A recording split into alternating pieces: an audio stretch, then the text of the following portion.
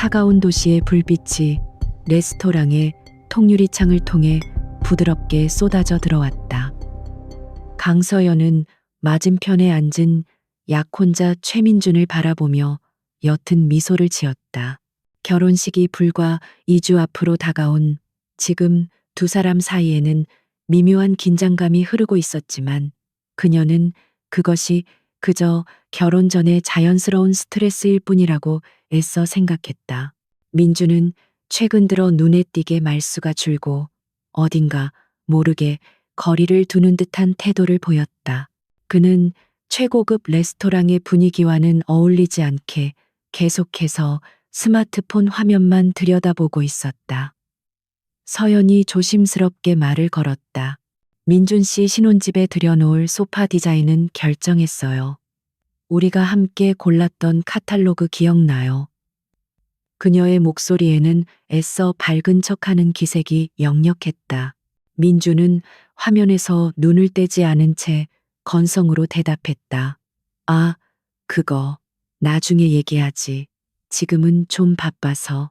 그의 무심한 대답은 날카로운 유리 조각처럼 서연의 마음에 밝혔다. 한때 두 사람은 사소한 가구 하나를 고르는 것만으로도 몇 시간씩 웃고 떠들던 사이였다. 대한민국 굴지의 대기업 태아그룹에서 만나 사내 커플로 모든 이의 부러움을 샀던 그들이었다. 민준의 야망과 서연의 섬세한 분석 능력이 결합되었을 때 두 사람은 최고의 시너지를 내는 파트너였다. 서연은 종종 자신의 공을 민준에게 돌리곤 했다. 그의 성공이 곧 자신의 성공이라고 믿었기 때문이었다. 그녀는 민준이 회사의 최연소 팀장으로 승진했을 때 마치 자신이 그 자리에 오른 것처럼 기뻐했다. 그의 빛나는 미래를 위해 기꺼이 그림자가 되어 주었다. 하지만 지금 그녀의 앞에 앉아 있는 남자는 예전에 그 다정하고 열정적이던 최민준이 아니었다. 웨이터가 정성스럽게 준비된 코스 요리의 첫 번째 접시를 테이블 위에 올려놓았다. 화려한 플레이팅이 무색하게 두 사람 사이의 공기는 점점 더 차갑게 식어갔다. 서연은 더 이상 침묵을 견딜 수 없었다. 그녀는 와인잔을 들어 올리며 분위기를 환기시키려 애썼다. 우리의 미래를 위해서 모든 게 잘 될 거예요. 그렇죠. 그 말이 신호탄이었을까? 민주는 마침내 스마트폰을 테이블 위에 내려놓았다. 하지만 그의 시선은 서연을 향하지 않고 창밖의 어지러운 도시 풍경을 향해 있었다. 한참의 침묵 끝에 그가 입을 열었다. 그의 목소리는 얼음장처럼 차가웠다. 서연아, 우리 결혼에 대해 다시 생각해 봐야 할 것 같아. 서연의 심장이 쿵하고 바닥으로 떨어지는 듯했다. 그녀는 자신의 귀를 의심했다. 방금 전까지 결혼 준비에 대해 이야기하고 있었는데 다시 생각해 보자니 무슨 의미인지 이해할 수 없었지만 불길한 예감이 온몸을 휘감았다. 그녀는 떨리는 목소리로 간신히 물었다. 그게 무슨 말이에요? 민준 씨 갑자기 왜 그런 말을 해요? 민준은 그제야 서연에게로 고개를 돌렸다. 그의 눈에는 그 어떤 감정도 담겨 있지 않았다. 사랑도 미안함도 심지어 망설임조차도 없었다. 그는 마치 중요한 비즈니스 계약을 파기하는 사람처럼 냉정하고 사무적인 어조로 말을 이었다. 이성적으로 판단해야 할 때야. 감정만으로 모든 걸 결정할 수는 없어. 그는 잠시 말을 끊고 서연의 반응을 살폈다. 그녀의 창백한 얼굴과 흔들리는 눈동자를 보고도 그는 조금도 동요하지 않았다. 오히려 자신의 결심이 더 확고해지는 것을 느꼈다. 그는 이 관계가 자신의 야망을 채워주기에는 너무나 평범하다는 결론을 내린 지 오래였다. 더 높은 곳으로 올라가기 위해서는 더 강력한 동아줄이 필요했다. 나는 더 큰 그림을 보고 있어. 내 미래, 내 커리어. 너도 알다시피 태아그룹에서 살아남는 건 보통 일이 아니야. 그의 말은 모두 사실이었지만 그것이 왜 결혼을 다시 생각해야 하는 이유가 되는지 서연은 도무지 알 수 없었다. 그녀는 그의 성공을 누구보다도 간절히 바랐고 언제나 그의 곁에서 힘이 되어줄 준비가 되어 있었다. 하지만 민준이 내뱉은 다음 말은 서연의 마지막 희망마저 산산조각 냈다. 오수진 상무 알지? 그분 따님하고 내가 얼마 전부터 만나고 있어. 오수진, 태아그룹의 실세 중 한 명이자 막강한 권력을 휘두르는 여성 임원, 그리고 그녀의 딸 오수아, 화려한 외모와 배경으로 사내에서도 유명한 인물이었다. 서연의 머릿속이 하얗게 비어버렸다. 배신감이라는 단어로는 표현할 수 없는 감정이 온몸을 덮쳤다. 눈앞의 남자가 자신이 사랑했던 사람이 맞는지조차 의심스러웠다. 그녀는 아무 말도 할 수 없었다. 그저 마른 입술을 달싹일 뿐이었다. 목구멍에서 뜨거운 덩어리가 치밀어 올랐지만 눈물은 나오지 않았다. 민주는 그녀의 침묵을 긍정의 의미로 받아들인 듯 더욱 잔인한 말들을 쏟아냈다. 수아 씨와의 결혼은 나에게 단순한 결합 이상의 의미야. 이건 전략적인 파트너십이지. 오 상무님이 내 뒤를 봐주기로 약속했어. 내가 상상할 수 있는 것보다 훨씬 더 빠른 길을 열어줄 거야. 그는 자신의 행동을 합리화하며 마치 대단한 업적을 이룬 사람처럼 당당했다. 그는 서연의 희생과 헌신을 두 사람이 함께 쌓아온 시간들을 너무나도 쉽게 부정했다. 그의 눈에 비친 서연은 이제 더 이상 미래를 함께할 동반자가 아니었다. 그저 자신의 성공 가도에 놓인 걸림돌 혹은 이미 효용 가치가 다한 과거의 유물일 뿐이었다. 그는 일말의 죄책감도 없이 말을 마쳤다. 그러니까 우리 결혼은 없던 일로 하자. 이게 우리 모두를 위한 최선의 선택이야. 최선의 선택. 그 말이 서연의 이성을 마비시켰다. 누구를 위한 최선이란 말인가? 자신의 야망을 위해 약혼녀를 헌신짝처럼 버리는 것이 어떻게 모두를 위한 선택이 될 수 있단 말인가? 서연은 테이블 아래로 꽉 쥔 주먹이 하얗게 질리는 것을 느꼈다. 분노와 슬픔이 뒤섞여 속이 메스꺼웠다. 하지만 그녀는 소리치거나 울부짖지 않았다. 그것은 최민준이라는 남자가 기대하는 반응일 터였다. 그는 아마도 서연이 매달리거나 원망을 퍼부을 것이라 예상했을 것이다. 그리고 그는 그런 그녀를 값싼 동정심으로 내려다보며 자신의 선택이 얼마나 현명했는지를 다시 한번 확인하려 들 것이다. 서연은 그에게 그런 만족감을 줄 수 없었다. 그녀는 천천히 고개를 들었다. 충격으로 흐릿했던 시야가 점차 선명해졌다. 그녀는 최민준의 얼굴을 한때 세상에서 가장 사랑했던 그 얼굴을 똑바로 마주 보았다. 그리고 그녀의 입에서 나온 말은 민준의 예상을 완전히 빗나가는 것이었다. 알겠어요. 당신이 원하는 대로 해요. 그녀의 목소리는 놀라울 정도로 차분했다. 그 안에는 어떠한 애원이나 원망도 담겨 있지 않았다. 그저 모든 것을 체념한 듯한 혹은 모든 것을 초월한 듯한 고요함만이 존재했다. 민주는 순간 당황했다. 그는 서연이 이렇게 쉽게 물러설 것이라고는 상상하지 못했다. 오히려 그의 마음 한구석에서 알 수 없는 불안감이 싹트기 시작했다. 서연은 자리에서 일어섰다. 그녀의 움직임에는 조금의 망설임도 없었다. 계산은 내가 할게요. 마지막 식사니까. 그녀는 지갑을 꺼내려 했지만 민준이 그녀를 막아섰다. 그는 테이블 위에 지폐 몇 장을 던지듯 내려놓았다. 그 행동에 담긴 모욕적인 의미를 서연은 모를 리 없었다. 그것은 마치 이별의 대가 혹은 그녀와 보낸 시간에 대한 값어치를 매기는 듯한 행위였다. 됐어. 이 정도는 내가 할 수 있어. 민주는 그렇게 말하며 자리에서 먼저 일어섰다. 그는 단 한 번도 뒤돌아보지 않고 레스토랑을 빠져나갔다. 마치 오랫동안 준비해온 연극의 마지막 막을 내린 배우처럼 그의 발걸음은 망설임 없이 가벼웠다. 그의 야망을 향한 새로운 길이 열렸다는 확신에 가득 차 있었다. 홀로 남겨진 서연은 한동안 그가 사라진 문 쪽을 멍하니 바라보았다. 레스토랑의 소음 사람들의 웃음소리 식기 부딪히는 소리가 마치 다른 세상의 일처럼 멀게만 느껴졌다. 테이블 위에 놓인 음식은 이미 차갑게 식어 있었다. 그녀의 사랑도 믿음도 미래에 대한 꿈도 저 음식처럼 차갑게 식어버렸다. 그녀는 천천히 자리에 다시 앉았다. 웨이터가 다가와 조심스럽게 물었다.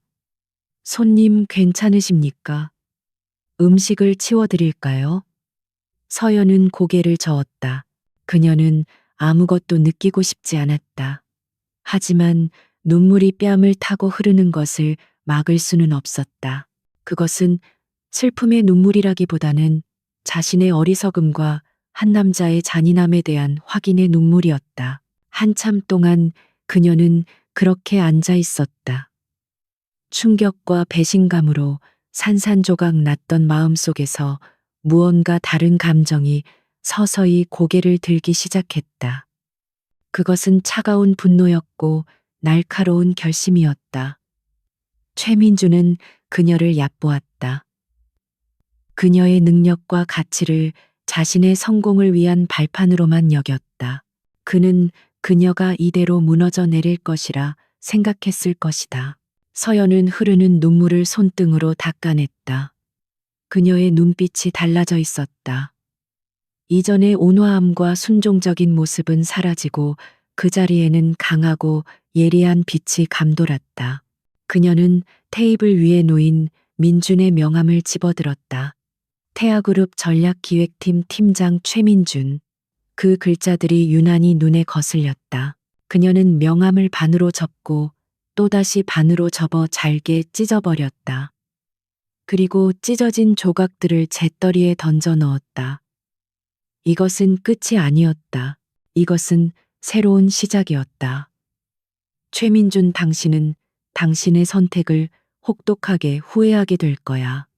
당신이 버린 것이 무엇인지, 당신이 적으로 돌린 사람이 누구인지를 뼈저리게 깨닫게 만들어 주겠어. 밤의 도시를 배경으로 한 여자의 복수와 재탄생이 조용히 막을 올리고 있었다. 다음 날 아침 강서연은 무너지지 않았다. 그녀의 아파트에는 슬픔에 잠긴 여인의 흔적 대신 모든 것을 정리하려는 단호한 의지만이 가득했다. 밤새 흘린 눈물은 어젯밤으로 충분했다. 그녀는 침대에서 일어나자마자 약혼 기간 동안 최민준과 관련된 모든 물건들을 체계적으로 치우기 시작했다. 함께 찍은 사진들은 액자에서 조심스럽게 분리되어 상자 깊숙한 곳에 담겼다. 그가 선물했던 옷과 액세서리 두 사람이 함께 고른 커플 아이템들은 다른 상자에 차곡차곡 쌓였다. 그 중에서도 가장 눈에 띄는 것은 순백의 웨딩드레스였다. 아직 비닐조차 뜯지 않은 새 드레스는 그녀의 무너진 꿈을 비웃는 듯했다. 서연은 잠시 드레스를 바라보다가 이내 아무 감정 없는 얼굴로 원래의 상자에 넣어 봉인했다. 모든 과정은 놀라울 정도로 침착하고 기계적이었다. 가장 중요한 물건이 남아 있었다. 그녀의 손가락에서 반짝이던 다이아몬드 약혼 반지. 한때는 영원한 사랑의 징표였지만 이제는 기만과 배신의 상징일 뿐이었다. 그녀는 반지를 빼서 고급 벨벳 케이스에 넣었다. 그리고는 민준이 주었던 다른 고가의 선물들과 함께 목록을 작성하여 가장 안전한 택배 서비스를 통해 그의 회사 사무실로 붙였다. 어떤 편지나 메시지도 동봉하지 않았다. 그저 반송된 물품 목록만이 건조하게 적혀 있을 뿐이었다. 월요일 아침 서연은 평소와 다름없이 태아그룹으로 출근했다. 그녀의 파혼 소식은 이미 암암리에 퍼져나가고 있었다. 동료들은 그녀에게 대놓고 묻지는 못했지만 동정하거나 혹은 호기심 어린 시선으로 힐끔거렸다. 서연은 그 모든 시선들을 철저하게 무시했다. 그녀는 자신의 자리에 앉아 완벽하게 업무를 처리했고 누구에게도 감정의 동요를 내비치지 않았다. 오후가 되자 복도에서 오수아와 마주쳤다. 그녀는 마치 승리자처럼 의기양양한 미소를 지으며 서연의 곁을 스쳐 지나갔다. 그 미소에는 서연을 향한 경멸과 조롱이 담겨 있었다.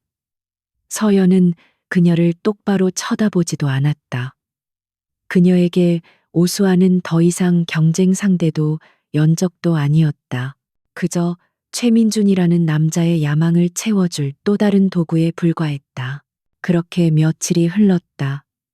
서연은 자신을 둘러싼 불편한 공기와 가십들을 견디며 자신의 자리를 지켰다. 그녀는 이 모든 상황을 회피하지 않고 정면으로 마주하기로 결심했다.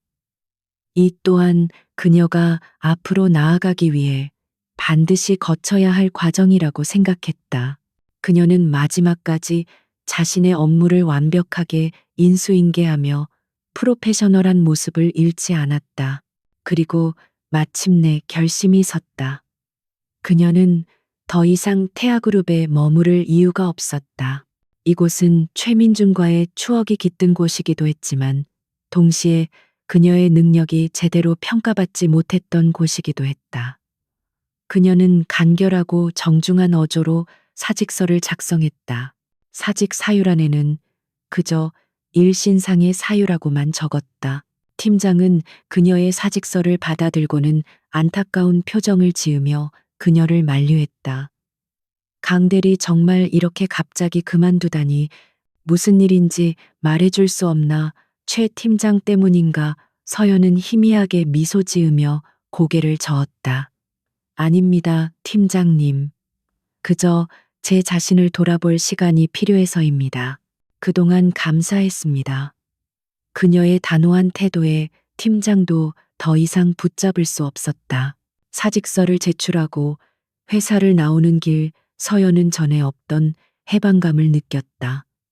과거를 완전히 잘라냈다는 안도감이었다. 이제 그녀는 온전히 자기 자신에게 집중할 수 있었다.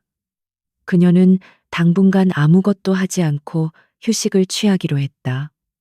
하지만 그녀의 휴식은 무기력한 시간 낭비가 아니었다. 그녀는 매일 아침 한강변을 따라 조깅을 했고 도서관에 들러 경제 및 시장 동향에 관한 최신 서적들을 닥치는 대로 읽었다. 그녀는 마치 스펀지처럼 새로운 지식들을 빨아들였다. 지난 몇 년간 최민준의 그림자에 가려 발전시키지 못했던 자신의 능력을 다시 갈고 닦는 시간이었다. 재능이라는 검을 숫돌에 가는 것처럼 그녀는 조용히 자신을 단련했다. 세상은 그녀가 무너졌다고 생각했지만 그녀는 사실 잿더미 속에서 더욱 단단하게 다시 태어나고 있었다. 한편 태아그룹의 강력한 경쟁사인 유진 코퍼레이션의 CEO 집무실에서는 팽팽한 긴장감이 흐르고 있었다. 젊고 카리스마 넘치는 CEO 권지혁은 새로운 M&A 대상 기업에 대한 보고서를 검토하며 미간을 찌푸리고 있었다. 그는 언제나 인재를 갈망했고 특히 남들이 보지 못하는 가치를 발견하는데 천부적인 감각을 지닌 인물이었다. 이게 태아그룹이 검토했다가 포기한 기업 보고서라고. 분석이 너무 피상적이군. 핵심을 전혀 짚어내지 못하고 있어. 지혁은 못마땅한 표정으로 서류 뭉치를 테이블 위에 던졌다. 그의 비서실장이 조심스럽게 말했다. 네, 대표님. 공식 보고서는 그렇습니다만 데이터 파일 말미에 별첨된 보충 분석 자료가 하나 있습니다. 권지혁은 흥미가 없다는 듯 태블릿을 넘겼다. 하지만 화면에 떠오른 보충 분석 보고서는 그의 시선을 단번에 사로잡았다. 그것은 공식 보고서와는 차원이 다른 깊이와 통찰력을 담고 있었다. 시장의 미세한 변화를 감지하고 잠재적 리스크와 누구도 예상치 못한 성장 가능성을 놀라울 정도로 정확하게 예측하고 있었다. 보고서는 마치 살아있는 유기체처럼 시장의 미래를 그려내고 있었다. 권지혁은 자신도 모르게 감탄사를 내뱉었다. 이건 누가 작성한 거지? 이런 인재가 태아그룹에 있었다고. 그는 즉시 비서실장에게 보고서 작성자를 알아보라고 지시했다. 얼마 지나지 않아 비서실장이 돌아와 보고했다. 작성자는 전략분석팀의 강서연 대리입니다. 보고서는 약 6개월 전에 작성된 것입니다. 권지혁은 강서연이라는 이름을 입안에서 되뇌었다. 이런 엄청난 분석 능력을 가진 인재가 왜 아직 대리 직급에 머물러 있는지 의아했다. 그는 당장 그녀에 대해 더 자세히 알아보라고 지시했다. 비서실장의 다음 보고는 더욱 놀라운 것이었다. 대표님, 이상한 점이 있습니다. 강서연 대리가 바로 며칠 전에 태아그룹을 퇴사했다고 합니다. 권지혁의 눈이 번뜩였다. 이런 실력자가 최고의 기업을 제 발로 걸어 나왔다고 상식적으로 이해가 되지 않는 일이었다. 여기에는 분명 무언가 특별한 사정이 있을 것이라고 그는 직감했다. 그는 보석을 발견한 탐험가처럼 가슴이 뛰었다. 태아그룹이 스스로 굴러들어온 복을 걷어찬 것이나 다름없었다. 어쩌면 이것은 유진 코퍼레이션에게는 절호의 기회일지도 몰랐다. 그는 모니터에 강서연의 단출한 이력서를 띄웠다. 평범한 경력과 직급 뒤에 숨겨진 그 비범한 통찰력을 그는 이미 꿰뚫어 보고 있었다. 권지혁은 수화기를 들었다. 그의 목소리에는 망설임 없는 확신이 담겨 있었다. 김 실장, 지금 바로 강서연 씨에게 연락하게. 내가 직접 만나고 싶다고 전해. 잿더미 속에서 날아오를 준비를 하던 불사조에게 새로운 바람이 불어오기 시작한 순간이었다. 유진 코퍼레이션의 CEO 집무실은 권지혁이라는 인물을 그대로 투영하고 있었다. 불필요한 장식은 배제된 채 기능성과 세련미가 조화를 이루는 미니멀리즘 인테리어는 그의 성격을 대변하는 듯했다. 태아그룹의 권위적이고 고풍스러운 사무실과는 모든 면에서 대조적이었다. 강서연은 군더더기 없이 깔끔한 정장 차림으로 그의 앞에 앉았다. 내면의 긴장감을 감춘 채 그녀는 침착하고 전문적인 태도를 유지했다. 권지혁은 서류를 뒤적이거나 빙둘러 말하는 법이 없었다. 그는 서연을 잠시 꿰뚫어 보는 듯이 바라보더니 곧바로 본론으로 들어갔다. 그는 태블릿 화면에 서연이 작성했던 바로 그 보충 분석 보고서를 띄웠다. 강서연 씨, 나는 이 보고서에서 당신의 가능성을 봤습니다.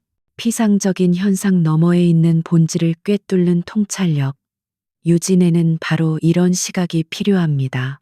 그의 직설적인 칭찬에 서연은 잠시 놀랐지만 이내 평정을 되찾았다.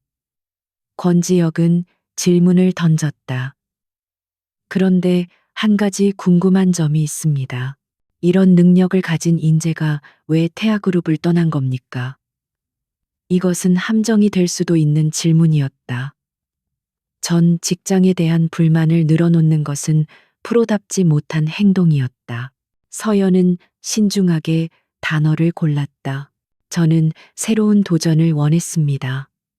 제가 가진 분석 능력을 더 적극적으로 활용하고 회사의 성장에 직접적으로 기여할 수 있는 곳을 찾고 있었습니다. 그녀는 최민준이나 개인적인 감정에 대해서는 한마디도 언급하지 않았다. 그녀의 대답은 오롯이 자신의 커리어와 성장에 초점을 맞추고 있었다. 권지혁의 입가에 만족스러운 미소가 번졌다. 그는 그녀의 프로페셔널리즘이 마음에 들었다. 그는 망설이지 않고 파격적인 제안을 던졌다. 좋습니다. 나는 강서연 씨에게 대리 직급을 제안하려는 게 아닙니다. 유진 코퍼레이션의 기업 전략 부서장, 즉 팀장 자리를 제안합니다. 그의 말에 서연의 눈이 순간 커졌다. 대리에서 팀장으로의 수직 상승. 업계에서는 전례를 찾기 힘든 파격적인 대우였다. 하지만 그녀는 기쁨에 겨워 성급하게 제안을 받아들이지 않았다. 오히려 그녀는 더욱 날카롭고 이성적인 질문들을 던지기 시작했다. 팀장으로서 제가 갖게 될 구체적인 권한과 책임은 무엇입니까? 팀원 구성과 현재 유진이 직면한 가장 큰 전략적 과제는 무엇인지 듣고 싶습니다. 그녀는 더 이상 누군가의 지시를 기다리는 수동적인 직원이 아니었다. 이제 그녀는 체스판의 말을 움직이는 플레이어가 되려 하고 있었다. 그녀의 당당하고 핵심을 찌르는 질문들에 권지혁은 더욱 깊은 인상을 받았다. 그는 그녀를 단순한 실무자가 아닌 동등한 위치의 파트너로 대하며 성심껏 답변했다. 두 사람 사이에는 팽팽한 긴장감과 함께 강력한 프로페셔널 케미스트리가 형성되었다. 모든 질문과 답변이 오간 후 서연은 마침내 결정을 내렸다. 대표님의 제안을 받아들이겠습니다. 최선을 다하겠습니다. 그녀는 자리에서 일어나 그에게 손을 내밀었고 두 사람은 굳은 악수를 나누었다. 유진 코퍼레이션에서의 첫 출근 날 서연은 완전히 다른 공기를 느꼈다. 태아그룹의 경직되고 수직적인 문화와는 달리 이곳은 수평적이고 실력 위주의 문화가 자리 잡고 있었다. 직원들은 활기찼고 곳곳에서 자유로운 토론이 벌어지고 있었다. 하지만 그녀가 새로 부임한 전략기획팀의 분위기는 조금 달랐다. 팀원들은 외부에서, 그것도 경쟁사에서 온 젊은 여성 팀장에게 노골적인 경계심을 드러냈다. 특히 부장급의 고참 팀원 몇몇은 자신들이 팀장 자리를 차지하지 못한 것에 대한 불만을 숨기지 않았다. 첫 팀 회의 시간 공기는 얼음장처럼 차가웠다. 서연은 권위로 그들을 누르려 하지 않았다. 대신 그녀는 철저히 준비해온 자료를 바탕으로 각 팀원들이 현재 진행 중인 프로젝트의 핵심과 어려움을 정확히 짚어냈다. 그녀는 이미 모든 것을 파악하고 있었다. 박 부장님께서 진행하시는 신재생 에너지 사업 타당성 검토는 시장 진입 초기 비용 산출에서 어려움을 겪고 계신 것 같고, 이 차장님의 동남아 시장 진출 프로젝트는 현지 규제, 리스크 분석이 좀 더 보강되어야 할 것 같습니다. 그녀의 날카로운 분석에 팀원들의 표정이 조금씩 변하기 시작했다. 경계심이 놀라움으로, 그리고 약간의 호기심으로 바뀌고 있었다. 권지혁은 그녀에게 진정한 시험대를 마련해 주었다. 그는 몇 달째 아무런 진척 없이 표류하고 있던 프로젝트 하나를 그녀에게 맡겼다. 그것은 회사의 골칫거리로 실패한 자회사인 유진 바이오의 회생 방안을 마련하는 일이었다. 모두가 불가능하다고 손사래를 치는 그야말로 독이 든 성배 같은 프로젝트였다. 하지만 서연은 피하지 않았다. 그녀는 그날부터 밤낮으로 유진 바이오의 데이터에 파묻혔다. 재무제표, 연구개발 기록, 시장 보고서 등 수만 페이지에 달하는 자료들을 샅샅이 훑었다. 그녀는 팀원들에게 무작정 지시를 내리는 대신 함께 밤을 새우며 자료를 분석하고 토론했다. 그녀의 열정과 날카로운 통찰력에 팀원들도 점차 마음을 열고 그녀를 따르기 시작했다. 그러던 어느 날 새벽, 서연은 마침내 아무도 발견하지 못했던 실마리를 찾아냈다. 유진 바이오가 실패한 신약 개발 과정에서 파생된 한 기술이 의약품이 아닌 기능성 화장품 원료로서 엄청난 잠재력을 가지고 있다는 사실이었다. 모두가 신약이라는 목표에만 매몰되어 그 가치를 알아보지 못했던 것이다.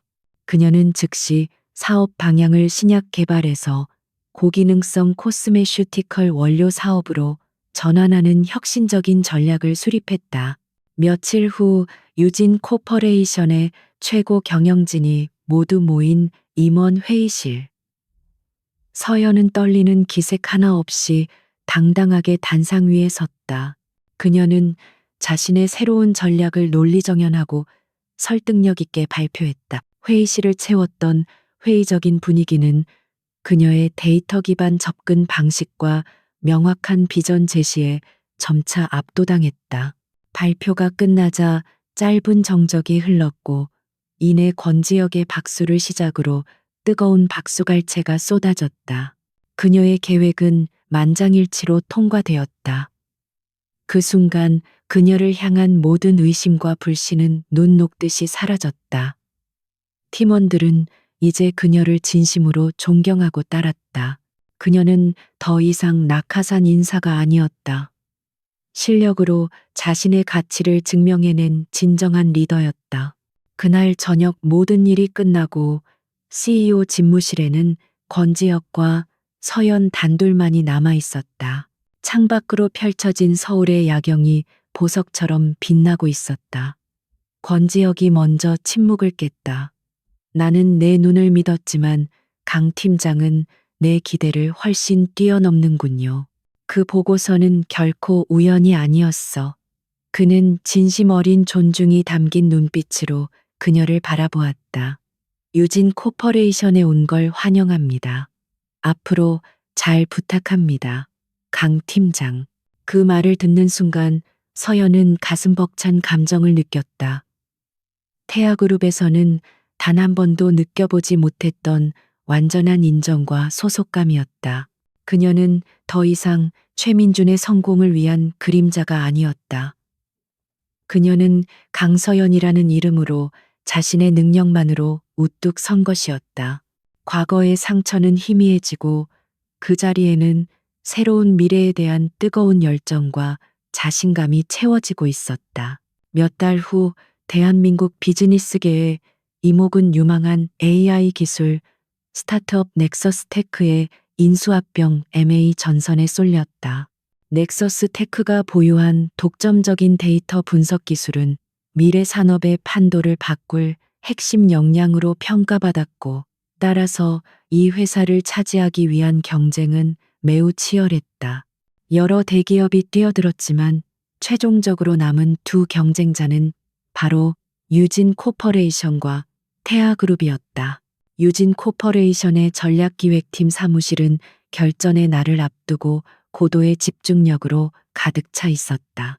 강서연은 최종 프레젠테이션 자료를 마지막으로 검토하며 팀원들에게 차분하게 지시를 내리고 있었다. 그녀는 더 이상 과거의 상처에 얽매여 있지 않았다. 지난 몇 달간 그녀는 수많은 프로젝트를 성공적으로 이끌며 명실상부한 유진의 핵심 인재로 자리 잡았다. 그녀의 리더십 아래 전략기획팀은 그 어느 때보다 강력한 팀워크를 자랑했다. 최종 변수는 태아그룹의 자금 동원력입니다. 하지만 우리의 기술 융합 비전이 그들의 단순한 자본 논리보다 뛰어나다는 점을 명확하게 각인시켜야 합니다. 그녀의 목소리에는 흔들림 없는 자신감이 배어 있었다. CEO 권지혁 또한 이번 M&A에 사활을 걸고 모든 권한을 서연에게 위임하며 굳건한 신뢰를 보였다. 최종 협상이 열리는 날, 서연은 권지혁 대표와 함께 회의실로 들어섰다. 그녀는 자신의 과거와 정면으로 마주하게 될 것이라는 사실을 알고 있었다. 태아그룹의 M&A 팀을 이끄는 인물이 바로 최민준이라는 보고를 받았기 때문이었다. 그 소식을 처음 들었을 때 그녀의 마음속에는 잠시 차가운 파문이 일었지만 이내 고요해졌다. 이제 그는 그저 경쟁사의 담당자일 뿐이었다. 반면 태아그룹의 팀을 이끌고 협상 장소에 도착한 최민주는 오만함으로 가득 차 있었다.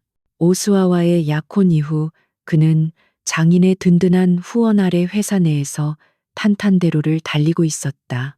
이번 인수전은 그의 능력을 확실히 증명하고 차기 임원 자리를 굳힐 절호의 기회였다. 그는 유진 코퍼레이션을 한 수 아래로 보고 있었다. 그저 공격적이기만 한 신흥 강자일 뿐 역사가 깊은 태아의 상대가 되지 못한다고 생각했다. 그는 자신감 넘치는 걸음으로 회의실 문을 열었다. 그의 팀원들이 그의 뒤를 따랐다. 그는 먼저 상석에 앉아 있는 권지혁 대표를 발견하고 예의 바른 미소를 지으며 다가갔다. 안녕하십니까, 권지혁 대표님. 태아그룹의 최민준입니다. 이렇게 중요한 자리에서 뵙게 되어 영광입니다. 그는 악수를 하기 위해 손을 내밀었다. 권지혁은 가볍게 그의 손을 맞잡으며 고개를 끄덕였다. 그리고는 자신의 옆자리를 향해 자연스럽게 손짓했다. 인사하시죠. 이번 프로젝트를 총괄하고 있는 저희 전략기획팀의 강서연 실장입니다. 그 순간 최민준의 세상은 잠시 멈췄다. 그의 시선은 권지혁의 손짓을 따라 옆자리로 향했고 그곳에 앉아 있는 여자를 확인하는 순간 그의 얼굴에서 모든 핏기가 가셨다. 강서연. 자신이 비참하게 버렸던, 그래서 지금쯤 어디에선가 평범하고 초라하게 살고 있을 것이라 여겼던 바로 그 여자였다. 하지만 그의 눈앞에 있는 여자는 과거의 강서연이 아니었다. 그녀는 최고급 원단으로 만들어진 세련된 파워수트를 입고 있었고 단정하게 올린 머리는 그녀의 지적인 분위기를 한층 더 돋보이게 했다. 그녀의 눈빛은 예리하고 깊었으며 온몸에서는 감히 범접할 수 없는 권위와 자신감이 뿜어져 나오고 있었다. 그녀는 비서나 말단 직원이 아니었다. 유진 코퍼레이션의 CEO 바로 옆자리, 이번 MA의 총책임자라는 상징적인 그 자리에 앉아 있었다. 최민준의 머릿속은 수만 가지 물음표로 뒤엉켰다. 어떻게 그녀가 왜 저기의 실장이라고? 이게 도대체 어떻게 된 일이지? 그의 잘난 척하던 미소는 온데간데 없이 사라지고 경악과 불신으로 굳어버렸다. 그의 당황한 모습을 지켜보던 강서연은 천천히 서류에서 고개를 들었다. 그녀의 시선이 최민준의 눈과 정면으로 마주쳤다. 그 짧은 순간 최민준은 그녀의 눈에서 어떠한 감정도 읽을 수 없었다. 분노도 원망도 심지어 통쾌함도 아니었다. 그저 낯선 상대를 대하는 듯한 무심하고 서늘한 프로페셔널리즘만이 담겨 있을 뿐이었다. 그녀는 가볍게 고개를 까딱하며 목례를 했다. 그것이 전부였다. 과거 연인이었던 사람에 대한 아주 작은 아는 채도 없었다. 그녀의 그런 태도는 그 어떤 비난이나 욕설보다도 최민준의 심장을 아프게 찔렀다. 그는 그녀의 세상에서 완벽하게 지워진 존재가 되어버린 것이다. 그는 간신히 목구멍에서 나오는 잠긴 목소리로 중얼거렸다. 아, 네, 반갑습니다. 그의 어색하고 초라한 인사는 회의실의 차가운 공기 속으로 힘없이 흩어졌다. 그의 뒤에 서 있던 태아그룹의 팀원들은 자신들의 리더가 왜 저렇게 무너진 모습을 보이는지 이해할 수 없어 서로 눈치를 보았다. 최민주는 극심한 수치심과 혼란 속에서 간신히 자신의 자리에 앉았다. 거대한 테이블 건너편에 앉은 강서연이 너무나도 멀고 높아 보였다. 회의 시작을 알리는 사회자의 목소리가 회의실에 울려 퍼졌다. 이제 그는 태아그룹을 대표하여 이 중요한 협상을 이끌어야 했다. 하지만 그의 머릿속은 이미 하얗게 비어버렸다. 오직 하나의 생각만이 그의 뇌리를 끊임없이 맴돌았다. 내가 도대체 무슨 짓을 한 거지? 내가 버린 것이 단순한 여자가 아니었구나. 그는 자신이 저지른 실수가 얼마나 치명적인 것이었는지를 이제야 희미하게 깨닫기 시작했다. 거대한 게임의 판도는 이미 그의 상상을 초월하는 방식으로 뒤바뀌어 있었다. 협상의 시작을 알리는 넥서스 테크 대표의 목소리가 회의실의 팽팽한 공기를 갈랐다. 첫 번째 발표는 태아그룹의 몫이었다. 최민주는 애써 굳어진 얼굴 근육을 풀며 자리에서 일어났다. 그의 머릿속은 여전히 혼란스러웠지만 여기서 무너질 수는 없었다. 그는 억지로 프로페셔널한 가면을 쓰고 준비해온 프레젠테이션을 시작했다. 그의 발표는 기술적으로는 흠잡을 데 없었다. 그는 태아그룹이 보유한 막대한 자금력과 시장 지배력을 강조하며 넥서스 테크의 안정적인 미래를 보장하겠다고 약속했다. 하지만 그의 발표에는 영혼이 없었다. 마치 잘 짜인 대본을 읽어내려가는 배우처럼 그의 목소리에는 비전이나 열정이 담겨 있지 않았다. 그의 시선은 불안하게 흔들렸고 자꾸만 테이블 건너편에 강서연을 향했다.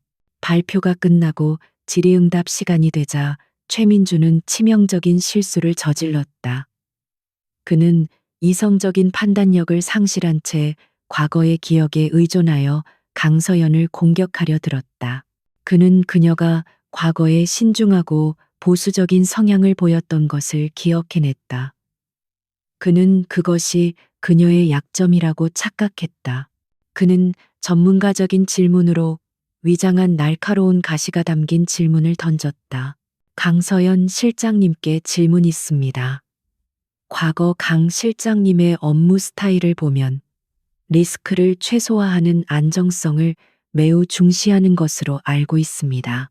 넥서스 테크처럼 빠르고 공격적인 투자가 필요한 기술 기업을 이끌기에 유진 코퍼레이션의 전략은 너무 보수적이지 않습니까? 그의 질문에는 그녀를 감정적으로 동요시켜 실수를 유발하려는 비열한 의도가 숨어 있었다. 회의실의 모든 시선이 강서연에게로 쏠렸다. 하지만 그녀는 최민준이 기대했던 것처럼 당황하거나 분노하지 않았다. 그녀는 잠시 그를 차갑게 응시했다. 그 눈빛은 마치 무능한 상대를 내려다보는 듯했다. 그녀는 마이크를 잡고 침착하게 입을 열었다. 그녀의 목소리는 얼음처럼 차가웠지만 그 안에는 강철 같은 자신감이 녹아 있었다. 최민준 팀장님의 관심에 감사드립니다. 하지만 최 팀장님께서 보수적이라고 표현하신 것을 저희 유진에서는 철저함이라고 부릅니다. 그녀는 말을 잠시 끊으며 좌중을 압도했다. 문제에 돈을 쏟아붓는 것을 전략이라고 착각하는 태아그룹의 제안과는 달리 저희의 계획은 넥서스 테크의 핵심 AI 기술과의 깊이 있는 시너지 통합에 기반하고 있습니다. 그녀는 여기서 멈추지 않고 치명적인 반격을 가했다.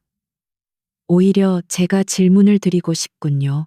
태아그룹이 제출한 기업 가치 평가 보고서의 32페이지를 보면 넥서스 테크의 핵심 특허 중 하나가 2년 내에 만료된다는 사실을 간과한 것으로 보입니다. 이 리스크를 반영하지 않은 인수 금액은 넥서스 테크의 미래 가치를 심각하게 저평가한 것이 아닙니까? 그녀의 말과 함께 스크린에는 태아그룹 보고서의 허점을 정확히 짚어내는 데이터와 그래프가 나타났다. 회의실의 공기는 순식간에 바뀌었다. 넥서스 테크의 경영진은 경악을 금치 못했고 최민준의 얼굴은 하얗게 질려버렸다. 그녀의 매티큘러스한 분석이 찾아낸 단 하나의 허점은 태아그룹이 제안한 계획 전체의 신뢰도를 송두리째 무너뜨렸다. 최민준은 아무 말도 할 수 없었다. 굴욕감에 입술만 파르르 떨 뿐이었다. 그가 그녀를 공격하기 위해 던진 돌이 몇 배나 더 큰 바위가 되어 자신의 머리 위로 떨어졌다. 그의 팀원들조차 그를 원망스러운 눈빛으로 쳐다보고 있었다. 권지혁 대표는 이 모든 광경을 지켜보며 입가에 희미한 미소를 띄었다. 강서연에 대한 그의 믿음이 완벽하게 증명되는 순간이었다. 인수합병의 첫 번째 라운드는 유진 코퍼레이션의 압도적인 승리로 끝났다. 회의가 끝난 후 태아그룹 본사로 돌아온 최민주는 오수아의 아버지인 오상무의 집무실로 불려갔다. 오상무는 불같이 화를 내며 그를 질책했다. 자네 지금 제정신인가? 사적인 감정 때문에 이 중요한 계약을 망쳐. 자네가 강서연이라는 그 계집애 하나 제대로 파악 못해서 우리가 얼마나 큰 손해를 봤는지 알아. 그의 경력에 처음으로 심각한 위기가 찾아왔다. 그날 저녁 그는 오수아와 몹시 껄끄러운 통화를 해야 했다. 그녀는 그를 위로해주지 않았다. 오히려 차가운 목소리로 그를 비난했다. 민준 씨, 정말 실망이야. 난 당신이 승리자인 줄 알았는데 오늘 보여준 모습은 정말 한심했어. 우리 아버지 얼굴에 먹칠을 해도 유분수지. 그들의 전략적 파트너십에 첫 번째 균열이 생기는 순간이었다. 민주는 자신의 새로운 관계 역시 철저히 조건적이고 거래에 기반한 것이었음을 깨달았다. 같은 시각 강서연은 자신의 사무실에서 승리에 도취해 있지 않았다. 그녀는 이미 인수합병의 다음 단계를 계획하고 있었다. 그녀에게 오늘의 승리는 복수가 아니었다. 그것은 오로지 프로로서의 탁월함을 증명하는 과정일 뿐이었다. 권지혁 대표가 잠시 그녀의 사무실에 들러 짧지만 진심 어린 칭찬을 건넸다. 오늘 정말 훌륭했어, 강 실장. 그녀는 담담하게 대답했다. 대표님, 이제 시작일 뿐입니다. 그녀는 창밖의 도시를 내려다보았다. 그녀의 시선은 이미 더 큰 미래를 향하고 있었다. 태아그룹 상무의 집무실에는 패배의 그림자가 짙게 드리워져 있었다. 그는 값비싼 시가제를 태우는 것도 잊은 채 책상 건너편에 앉은 최민준을 매서운 눈으로 쏘아보고 있었다. 실패는 용납될 수 없었다. 이번 인수합병은 단순한 사업 그 이상의 의미, 즉 태아그룹 내 그의 정치적 입지와 자존심이 걸린 문제였다. 최 팀장. 다시 한번 말하지만 수단과 방법을 가리지 말게. 강서연이라는 그 여자를 문제 밖으로 치워버려. 약점을 찾아. 세상에 약점 없는 인간은 없어. 오, 상무의 목소리는 뱀처럼 차갑고 교활했다. 그는 이 판을 뒤집기 위해서라면 얼마든지 비윤리적인 방법을 동원할 준비가 되어 있었다. 자신을 만회할 기회를 필사적으로 찾고 있던 최민주는 그 검은 제안을 거절하지 않았다. 그날 이후 최민주는 태아그룹의 비공식적인 채널을 총동원하여 강서연의 뒷조사를 시작했다. 업계에서 더러운 일을 처리하기로 악명 높은 사설 정보원을 고용하기도 했다. 그들은 그녀의 학창 시절 기록부터 태아그룹 재직 시절의 모든 프로젝트 금융거래 내역, 심지어 사적인 인간관계까지 샅샅이 훑었다. 그녀의 삶을 현미경으로 들여다보듯 샅샅이 뒤졌지만 그들은 아무것도 찾아낼 수 없었다. 강서연의 과거는 먼지 하나 없이 깨끗했다. 그녀는 모범적인 학생이었고 성실한 직원이었으며 조용하고 검소한 삶을 살아왔다. 그 어떤 스캔들이나 비리의 흔적도 발견되지 않았다. 정보원의 실망스러운 보고가 계속될수록 최민준의 초조함과 집착은 병적으로 변해갔다. 그는 강서연에게 무언가 끔찍한 비밀이 있을 것이라고 확신했다. 그는 일과 시간은 물론 밤에도 잠을 이루지 못하고 그녀에 대한 생각에 사로잡혔다. 그는 수백 번이고 협상장에서의 그 순간을 되감았다. 그리고는 인터넷을 뒤져 유진의 샛별 강서연 실장에 대한 기사들을 미친 듯이 읽어댔다. 그녀의 성공에 대한 기사를 볼 때마다 그의 심장은 질투와 후회로 새카맣게 타들어가는 것 같았다. 만약 내가 그녀를 버리지 않았더라면. 그 생각은 독처럼 그의 정신을 좀먹었다. 그는 그녀가 권지혁 대표와 함께 있는 모습을 상상하며 비이성적인 질투심에 휩싸였다. 그는 두 사람의 프로페셔널한 관계를 저급한 연인 관계로 왜곡하며 그녀가 몸을 노비하여 그 자리에 올랐을 것이라는 망상에 빠졌다. 그는 자신의 실패를 인정할 수 없었기에 모든 원인을 그녀에게 돌렸다. 이러한 내면의 붕괴는 그의 행동으로 고스란히 드러났다. 회사에서 그는 사소한 실수에도 팀원들에게 불같이 화를 내는 폭군이 되었다. 집에서는 오수아와의 관계가 급격히 냉각되었다. 어느 날 저녁 오수아는 결혼식 때 입을 드레스에 대해 신나게 떠들고 있었다. 하지만 최민주는 건성으로 대답하며 온통 강서연과 인수합병건에 대한 생각뿐이었다. 그의 집착을 눈치챈 오수아가 날카롭게 쏘아붙였다. 민준 씨, 그 여자 얘기 좀 그만할 수 없어. 정말 한심해 보여. 당신 머릿속에 그 여자가 공짜로 새들어 살게 내버려 둘 셈이야. 그녀의 비아냥에 최민주는 눌러왔던 분노를 터뜨렸다. 이건 내 경력이 걸린 문제야. 당신처럼 아버지 덕에 편하게 사는 사람은 이해 못해. 그의 폭언은 두 사람의 관계가 얼마나 피상적인지를 증명하는 것이었다. 그는 감정적 지지가 아닌 배경과 조건을 보고 그녀를 선택했다. 그리고 이제 그는 그 공허함의 대가를 톡톡히 치르고 있었다. 그들의 관계는 서로의 필요에 의해 맺어진 계약이었고 그가 더 이상 승리자가 아니게 되자 계약의 균열은 걷잡을 수 없이 벌어지고 있었다. 며칠 후 정보원으로부터 마침내 쓸만한 정보가 도착했다. 강서연 본인에 대한 것은 아니었다. 몇 년 전 그녀의 아버지가 운영하던 작은 중소기업이 대기업의 공격적인 사업 확장 때문에 부도가 났다는 사실이었다. 이것은 범죄는 아니었지만 이야기를 어떻게 만드느냐에 따라 충분히 무기가 될 수 있었다. 최민준의 머릿속에 악마적인 계획이 떠올랐다. 그는 이 사실을 이용하여 언론 플레이를 하기로 결심했다. 강서연을 대기업에 대한 개인적인 원한을 품고 비이성적인 판단을 내리는 인물로 대중에게 각인시키는 것이다.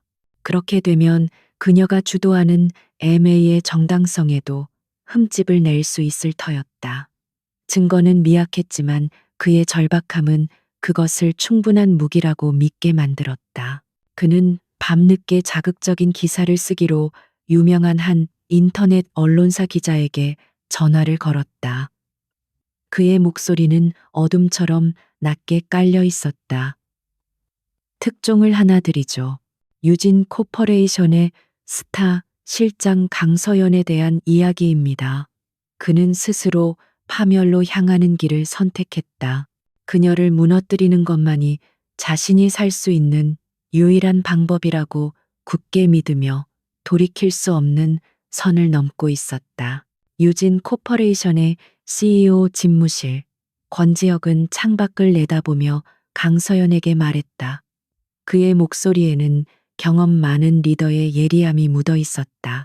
강 실장 1차 협상에서의 승리는 너무 쉬웠어.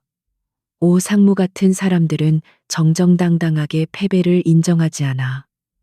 회의실에서 졌으니 이제 진흙탕 싸움을 걸어올 걸세. 대비해야 해. 권지혁의 경고에 서연은 고개를 끄덕였다. 그녀 역시 최민준의 절박함이나 오상무의 무자비함을 결코 얕보지 않고 있었다. 대표님 말씀이 맞습니다. 저 역시 그들이 비열한 방법을 사용할 것이라 예상하고 있습니다. 그래서 이미 몇 가지 예방 조치를 시작했습니다. 그녀의 전략적인 선견지명에 권지혁은 만족스러운 표정을 지었다. 그녀는 수동적으로 공격을 기다리는 대신 선제적으로 대응하기로 했다. 권지혁 대표의 전폭적인 지원 아래 그녀는 유진의 최정예 기업 정보 보안팀을 움직였다. 표면적인 목표는 태아그룹의 다음 비즈니스 전략을 예측하는 것이었지만 실제 목표는 그들의 비윤리적인 공격을 미리 감지하고 방어 체계를 구축하는 것이었다. 바로 그 즈음 최민준이 사주한 악의적인 기사가 한 인터넷 언론사를 통해 터져나왔다. 기사는 서연의 아버지가 과거 사업에 실패했던 사실을 교묘하게 왜곡하여 그녀가 대기업에 대한 맹목적인 복수심에 사로잡혀 이번 MA에서 비이성적인 판단을 내리고 있다는 식으로 여론을 호도했다. 하지만 그들의 공격은 예상보다 훨씬 무력했다. 서연의 지시로 만반의 준비를 하고 있던 유진의 홍보팀은 기사가 나오자마자 즉각 대응에 나섰다. 그들은 해당 기사를 쓴 기자가 상습적으로 돈을 받고 기사를 써주는 인물이라는 사실과 함께 서연 아버지의 파산이 태아그룹과는 아무런 관련이 없다는 명백한 사실을 담은 반박 자료를 배포했다. 흑색 선전은 대중의 관심을 끌기도 전에 사실무근으로 밝혀지며 허무하게 막을 내렸다. 하지만 진짜 수확은 다른 곳에서 나왔다.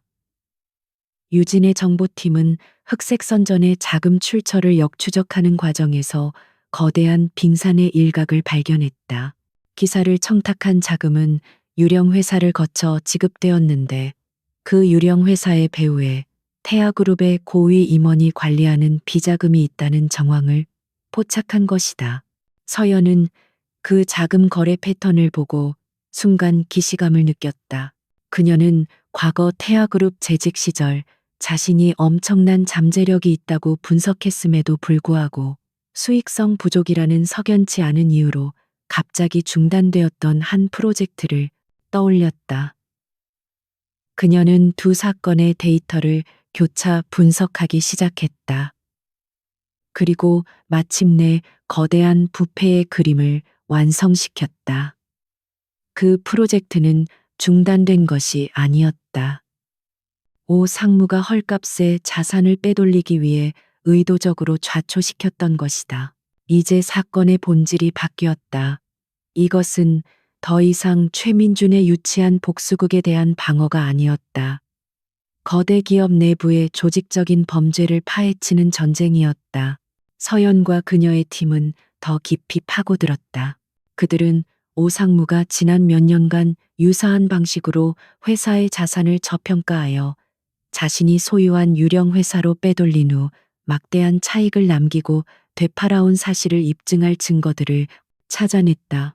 그리고 마침내 마지막 퍼즐 조각이 맞춰졌다. 가장 최근에 중단된 프로젝트의 최종 사업성 불가 보고서에 서명한 책임자가 바로 최민준이었다.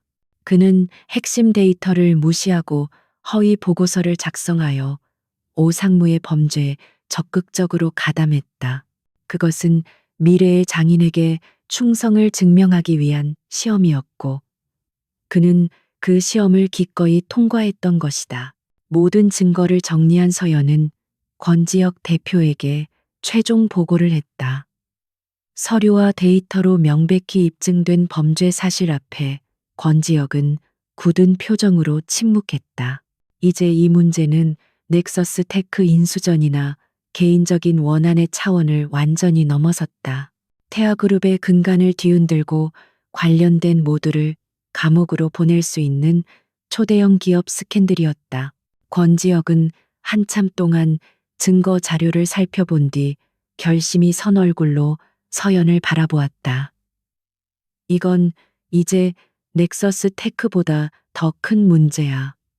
우리는 이걸 세상에 알려야 할 책임이 있어. 강 실장의 계획은 뭔가 그의 눈에는 그녀에 대한 절대적인 신뢰가 담겨 있었다.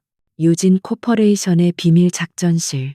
거대한 디지털 화이트보드에는 오 상무와 최민준을 중심으로 한 거미줄 같은 부패의 연결고리가 그려져 있었다.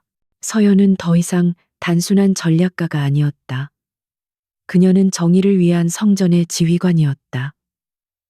개인적인 배신감에서 시작된 싸움은 이제 거대한 악을 심판하는 무대가 되었다. 그녀는 화이트보드의 중심을 가리키며 차갑고 단호한 목소리로 말했다. MA 최종 프레젠테이션은 단순히 넥서스 테크에 대한 우리의 비전을 보여주는 자리가 아닐 겁니다. 그것은 유진의 정직함과 태아의 부패가 근본적으로 어떻게 다른지를 증명하는 심판대가 될 것입니다. 게임의 판은 다시 한번 바뀌었다. 그리고 이제 그 판을 지배하는 것은 완벽하게 그녀였다. 유진 코퍼레이션의 보안 작전실은 거대한 폭풍의 눈처럼 고요했다. 강서연과 그녀의 핵심 팀원들은 마지막 결전을 위한 최종 준비에 몰두하고 있었다.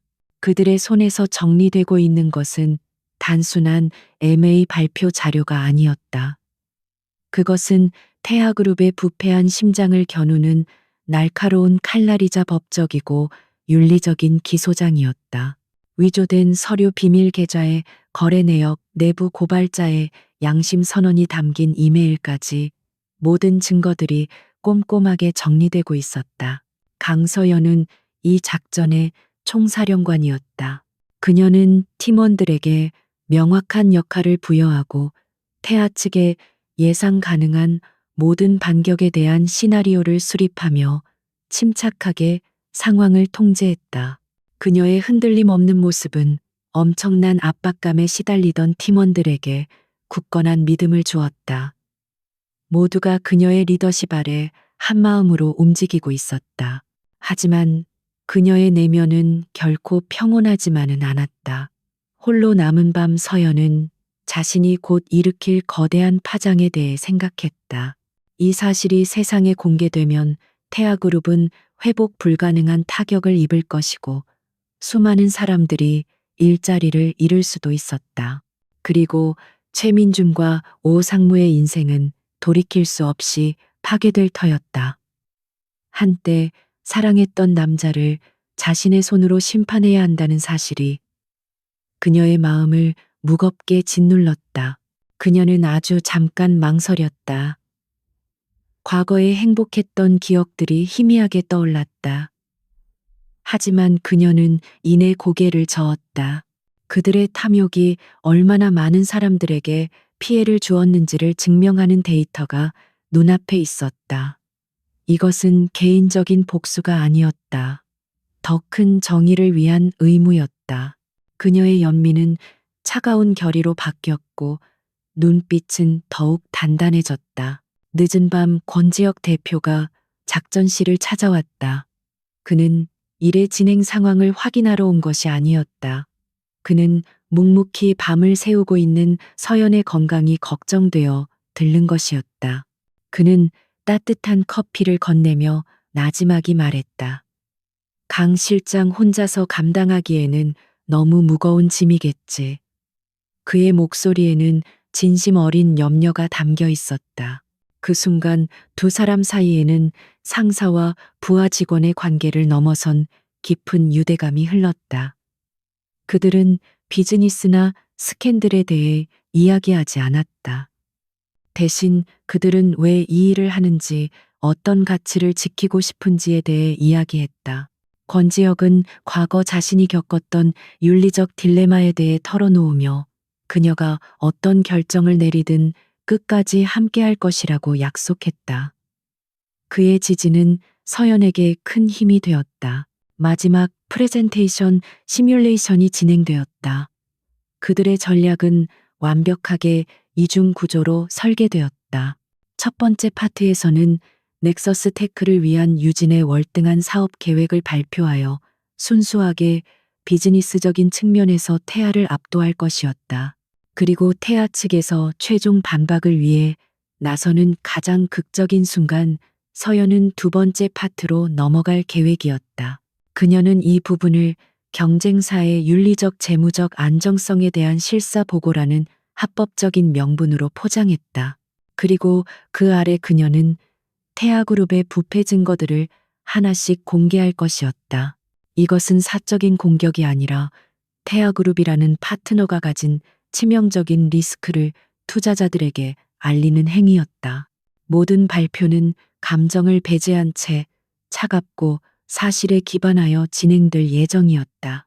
한편 최민준과 오상무는 자신들의 머리 위로 드리워진 검은 그림자를 전혀 눈치채지 못하고 있었다. 그들은 자신들이 퍼뜨린 흑색 선전이 실패했음에도 불구하고 유진 측에 어느 정도 흠집을 냈을 것이라고 착각하고 있었다. 그들은 오직 더 많은 자금을 동원하여 넥서스 테크를 사들이는 단순하고 원초적인 계획에만 몰두하고 있었다. 그들은 이미 진판의 체스판 위에서 부질없는 수를 두고 있었다. 결전의 전날 밤, 서연은 자신의 사무실에서 홀로 서울의 야경을 내려다보고 있었다. 더 이상 증거 자료를 검토하지 않았다. 모든 계획은 완벽하게 세워졌고 그녀의 마음은 폭풍 전야처럼 고요했다. 그때 권지혁으로부터 짧은 문자 메시지가 도착했다. 미래는 당신의 손에 달려 있습니다. 그녀는 깊은 숨을 내쉬었다. 창문에 비친 그녀의 모습은 불 속에서 단련되어 이제 폭풍을 지휘할 준비가 된 강인한 전사의 모습이었다. 넥서스 테크의 주주총회가 열리는 컨벤션 홀은 대한민국 경제계의 모든 시선이 집중된 거대한 투기장과 같았다. 홀 안은 주주 임직원 그리고 수많은 기자들로 디딜 틈이 없었으며 공기 중에는 금방이라도 터질 듯한 긴장감이 감돌았다. 한쪽에는 강서연과 권지혁 대표가 이끄는 유진 코퍼레이션 팀이 침착하고 단호한 표정으로 앉아 있었고 반대쪽에는 최민준과 오상무가 이끄는 태아그룹 팀이 초조함이 섞인 오만한 표정으로 앉아 있었다. 결전의 첫 번째 막이 올랐다. 강서연이 먼저 단상에 올랐다. 그녀의 프레젠테이션은 한편의 완벽한 서사시와 같았다. 그녀는 유진의 자원과 문화가 어떻게 넥서스 테크의 혁신을 질식시키는 것이 아니라 증폭시킬 것인지에 대한 설득력 있는 비전을 제시했다. 그녀의 논리는 명쾌했고 그녀의 목소리에는 미래에 대한 확신이 가득했다. 청중은 그녀의 발표에 완전히 매료되었다. 다음은 최민준의 차례였다. 그는 강서연이 만들어 놓은 열광적인 분위기를 뒤집기 위해 안간힘을 썼다. 하지만 그의 발표는 유진의 비전에 비해 너무나 공허하게 들렸다. 그가 내세울 수 있는 것은 오직 돈뿐이었다.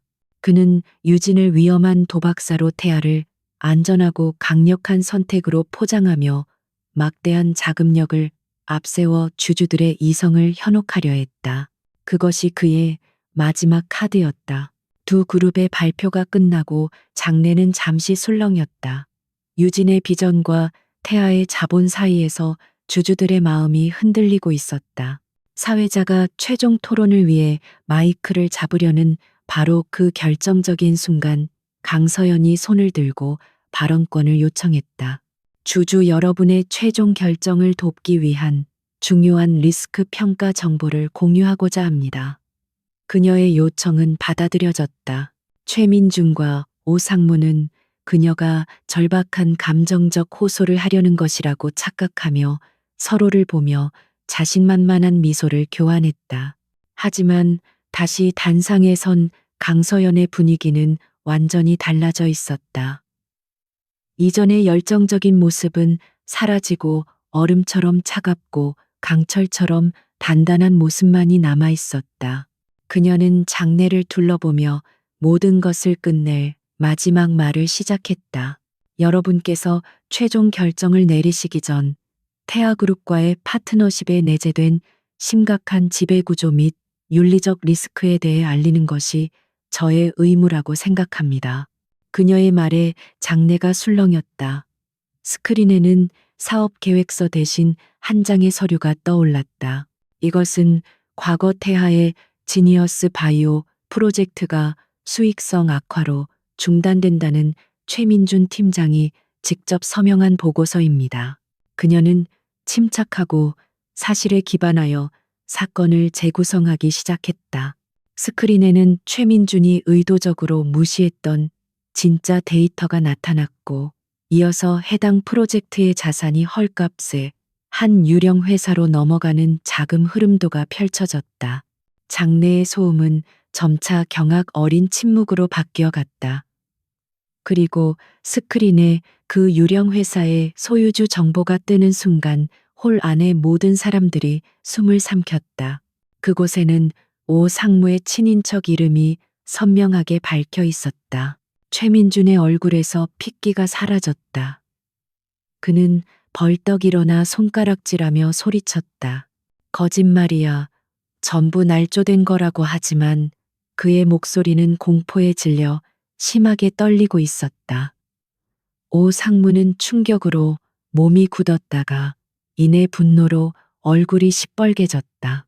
그는 부하들에게 프레젠테이션을 중단시키라고 눈짓했지만 이미 늦었다. 기자들의 카메라 플래시가 미친 듯이 터져 나왔다. 강서연은 멈추지 않았다. 위조된 서명 조작된 이메일 비자금 계좌의 거래 내역, 부패의 증거들이 쉴 새 없이 스크린을 채웠다.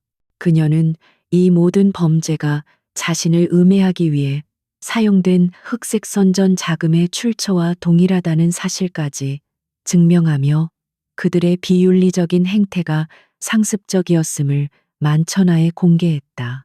그녀는 충격에 빠진 청중을 향해 마지막 말을 던졌다. 그녀의 목소리는 조용했지만 그 어떤 외침보다도 강력하게 홀 전체에 울려 퍼졌다. 이제 여러분 앞에 질문은 비즈니스나 돈이 아닙니다. 바로 진실성에 대한 질문입니다.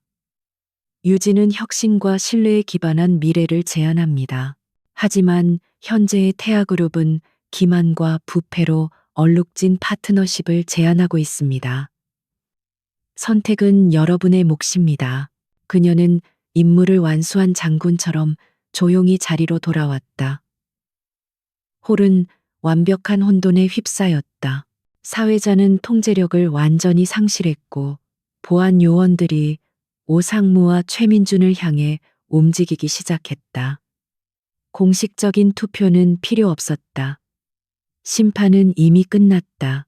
강서연은 혼란의 건너편에서 공포와 증오로 가득 찬 최민준의 눈과 마주쳤다. 그녀의 눈에는 승리감 대신 모든 것을 끝내는 조용한 마침표만이 찍혀 있었다. 그들의 제국에 드리워졌던 거대한 부패의 막이 마침내 찢겨 내려가고 있었다. 강서연이 일으킨 폭풍은 대한민국 경제계 전체를 강타했다.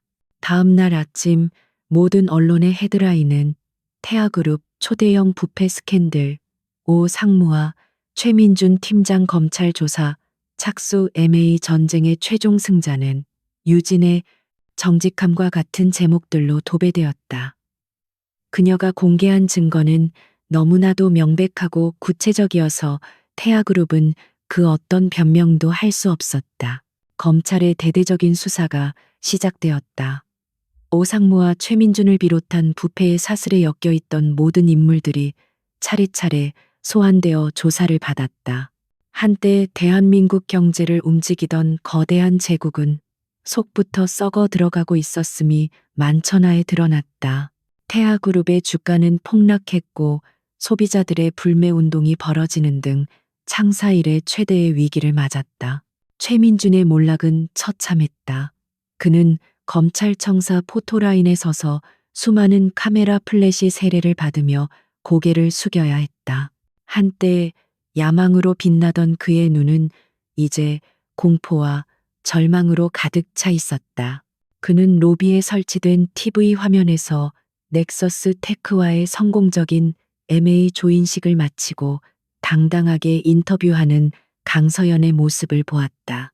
그 순간 그는 자신이 저지른 실수의 무게를 온몸으로 깨달았다.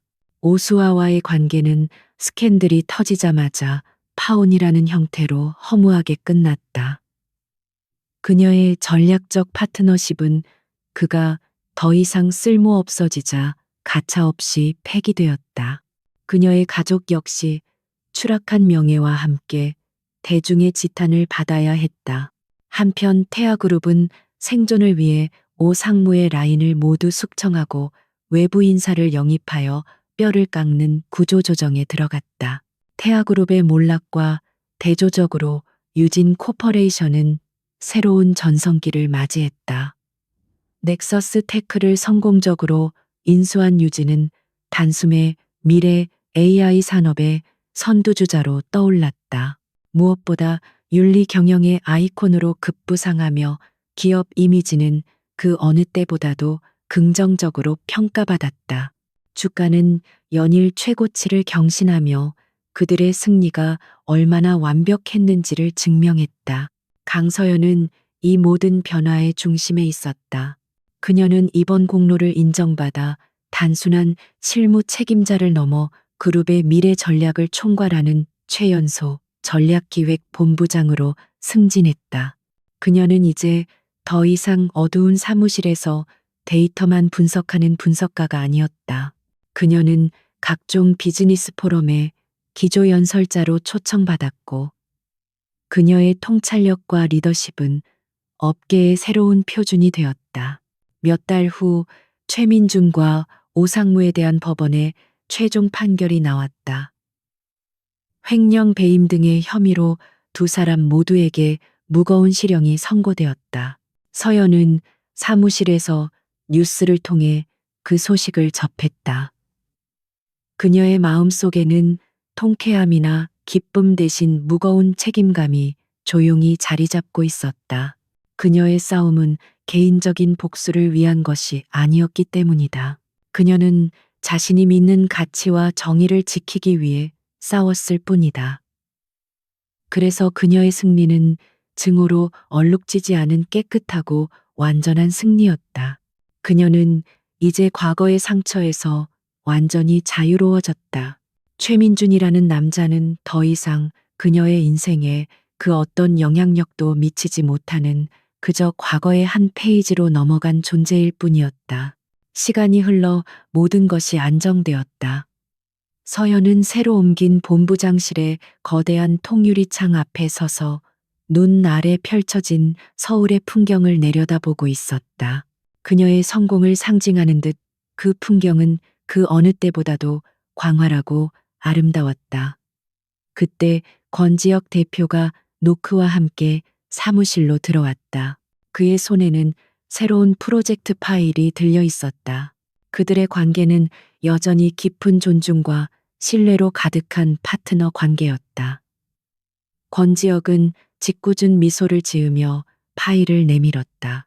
강 본부장 다음 도전을 할 준비는 되었나? 그의 말에 서연은 환하게 미소 지었다.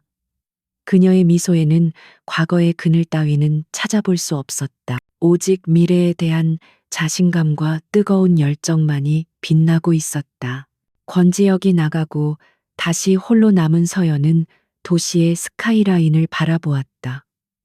한때 이 차가운 도시에서 배신당하고 모든 것을 잃었었다.